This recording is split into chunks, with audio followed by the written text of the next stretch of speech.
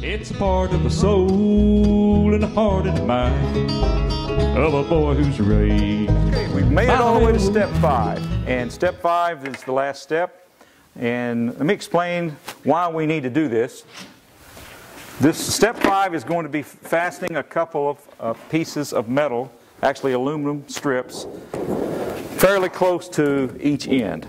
And the reason for that is that if you don't do that, over time, these are a little bit weak and they tend to bend in.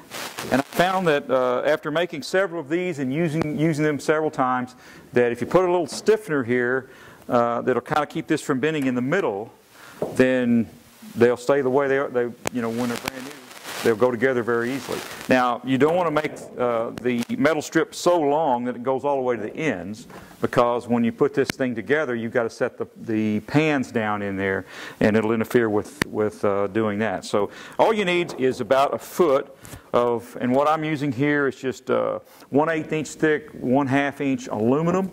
You can buy this at Lowe's or Home Depot. That comes in 3-foot length. In economy of materials, try to make 3 pieces out of it. I just cut them to 12-inch lengths. So just measure that off and clamp that down and take a hacksaw and cut those into 3 pieces. And the way we're going to attach these to the flashing is with a pop rivet.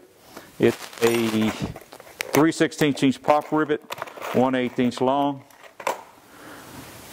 And you need a drill that is also 3/16 inch diameter, so that the pop rivet will fit snugly into the hole.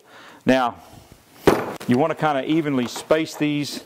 It doesn't really matter exactly where you locate them. I'm just going to mark one mark in the middle and one on each end.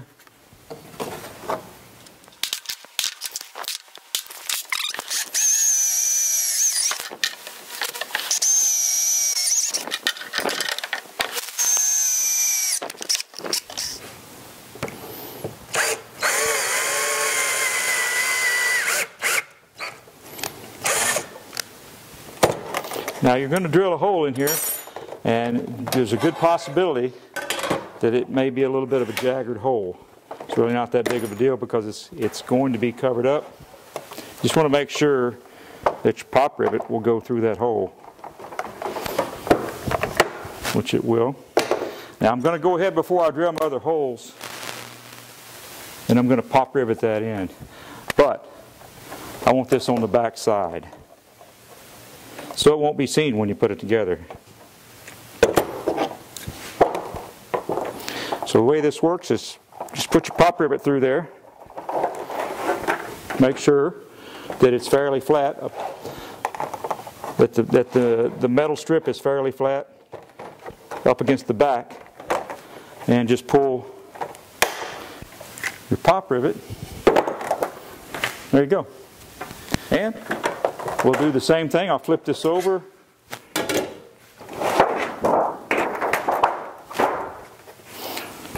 And just drill the other 2 holes.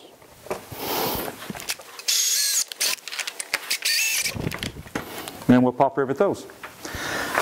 That's it. We're done. Once we finish, we should have a piece of metal on each end. We should have all the holes drilled. We'll have the ends that are bent, and we can put our cylinder together. There you have it. And then, of course, the all-important pan. One on top, one on the bottom. And if you've done this right, if you've got the right lengths of flashing, the flashing should not go all the way to the pan. And the reason for that is another pretty neat feature of this water boiler, and that is that you can level it. It's quite a bit of adjustment. So if you need to cook something where, like, maybe you're wanting to heat up some oil and fry something, and you want that to be very level, so you've got the same depth of oil all the way across the bottom of the pan, it's very easy to level it.